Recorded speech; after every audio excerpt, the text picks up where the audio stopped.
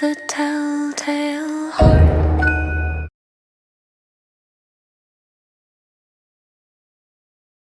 It's true. Yes, I have been ill, very ill. But why do you say that I have lost control of my mind? Why do you say that I am mad? Can you not see that I have full control of my mind? Is it not clear that I am not mad? Indeed, the illness only made my mind, my feelings, my senses stronger, more powerful. My sense of hearing especially became more powerful. I could hear sounds I had never heard before. I heard sounds from heaven, and I heard sounds from hell. Listen, listen, and I will tell you how it happened. You will see, you will hear how healthy my mind is. It is impossible to say how the idea first entered my head. There was no reason for what I did. I did not hate the old man. I even loved him. He had never hurt me. I did not want his money. I think it was his eye. His eye was like the eye of a vulture, the eye of one of those terrible birds that watch and wait while an animal dies, and then fall upon the dead body and pull it to pieces to eat it. When the old man looked at me with his vulture eye, a cold feeling went up and down my back. Even my blood became cold. And so, I finally decided I had to kill the old man and close that eye forever. So you think that I am mad? A madman cannot plan. But you should have seen me. During all of that week, I was as friendly to the old man as I could be, and warm and loving. Every night about 12 o'clock, I slowly opened his door, and when the door was opened wide enough, I put my hand in, and then my head. In my hand I held a light covered over with a cloth so that no light showed, and I stood there quietly. Then carefully, I lifted the cloth, just a little, so that a single thin small light fell across that eye.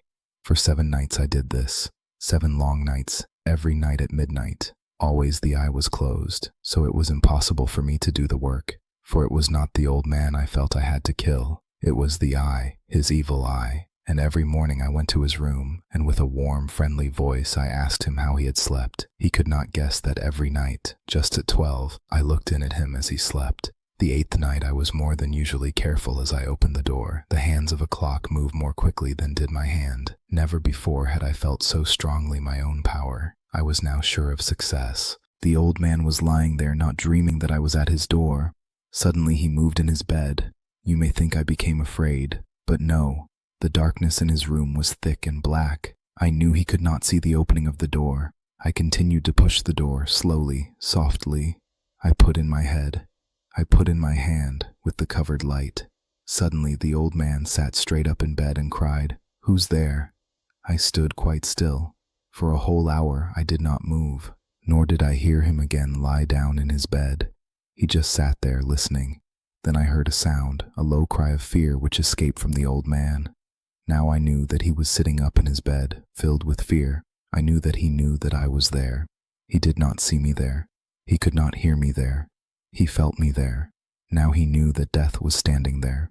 Slowly, little by little, I lifted the cloth, until a small light escaped from under it to fall upon that vulture eye. It was open, wide open, and my anger increased as it looked straight at me. I could not see the old man's face. Only that eye, that hard blue eye, and the blood in my body became like ice. Have I not told you that my hearing had become unusually strong? Now I could hear a quick, low, soft sound, like the sound of a clock heard through a wall. It was the beating of the old man's heart. I tried to stand quietly, but the sound grew louder. The old man's fear must have been great indeed, and as the sound grew louder, my anger became greater and more painful. But it was more than anger. In the quiet night, in the dark silence of the bedroom, my anger became fear. For the heart was beating so loudly that I was sure someone must hear. The time had come. I rushed into the room crying, "Die! Die!" The old man gave a loud cry of fear as I fell upon him and held the bed covers tightly over his head. Still his heart was beating, but I smiled as I felt that success was near. For many minutes that heart continued to beat, but at last the beating stopped. The old man was dead. I took away the bed covers and held my ear over his heart. There was no sound. Yes, he was dead, dead as a stone. His eye would trouble me no more. So I am mad, you say? You should have seen how careful I was to put the body where no one could find it. First I cut off the head, then the arms and the legs. I was careful not to let a single drop of blood fall on the floor. I pulled up 3 of the boards that formed the floor and put the pieces of the body there. Then I put the boards down again, carefully, so carefully that no human eye could see that they had been moved. As I finished this work, I heard that someone was at the door. It was now 4 o'clock in the morning, but still dark. I had no fear, however, as I went down to open the door. 3 men were at the door, 3 officers of the police. One of the neighbors had heard the old man's cry and had called the police. These 3 had come to ask questions and to search the house. I asked the policeman to come in. The cry, I said, was my own, in a dream. The old man, I said, was away. He had gone to visit a friend in the country. I took them through the whole house, telling them to search it all, to search well. I led them finally into the old man's bedroom. As if playing a game with them, I asked them to sit down and talk for a while. My easy, quiet manner made the policemen believe my story, so they sat talking with me in a friendly way. But although I answered them in the same way, I soon wished that they would go. My head hurt, and there was a strange sound in my ears.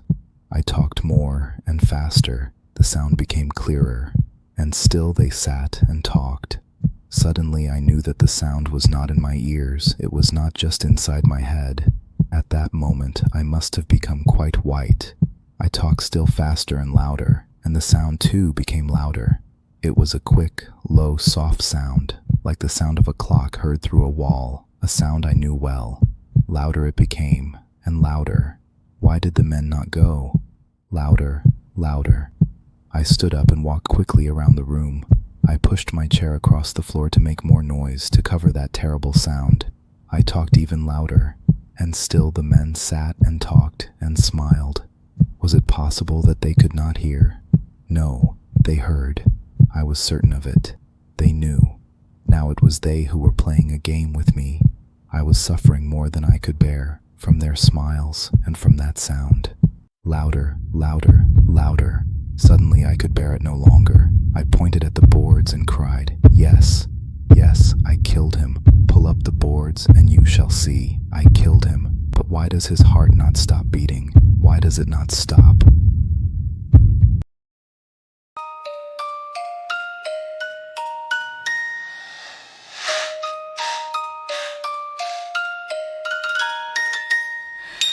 Louder than silence in the dark. The beating fades from the telltale heart. Whispers fall quiet, the shadows depart,